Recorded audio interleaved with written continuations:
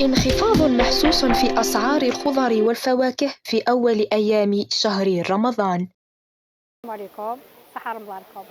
المهم جيتو تشوفوا في الخضرة، القليل ما يقدر لهاش، واحد لاباس به يقدر، اللي عنده زراري والله ما يقدر للشهرية، باسكو كلشي راهو كلشي غالي، والله كلشي. القزبر كان 2000 دوكا في 1000. أنا الحمد لله باسكو أنا دار ماشي غاشي، بصح زعما اللي عنده غاشي 4 5 في الدار ما يقدرش. شعاري الحبابك 10000 طوماطيش شي 4 كيلو ب40,000، سردين 80,000، 120,000. ماشي كاع الناس تقدر، كاين اللي تقدر على حسب المقدور تاع الناس، كاين اللي عنده كاين اللي ما عندوش، بصح اللي عنده غاشي في الدار وما يقدر عليهاش.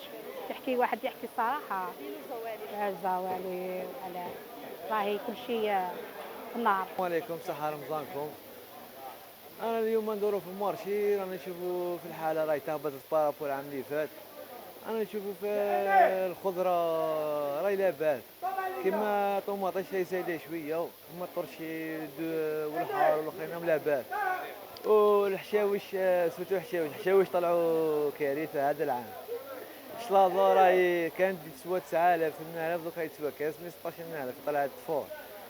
والفاكهة ثاني الفاكهة كيما حمضيتهم لاباس، قارص وتشينا هي كريمونتي دوكا ماشي وقتها خلاصت.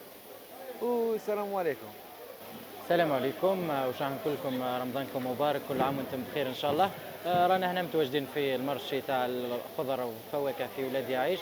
الاسعار حاليا ولاول مره من رمضان تاع العوام كاع تكون في رمضان ولا ممتو هابطه.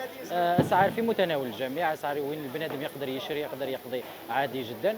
وهذه هي، وربي يفوت علينا رمضان بالصحه ولنا، ورمضان يجيب بخير وكما يقولوا، ويعطيكم الصحه.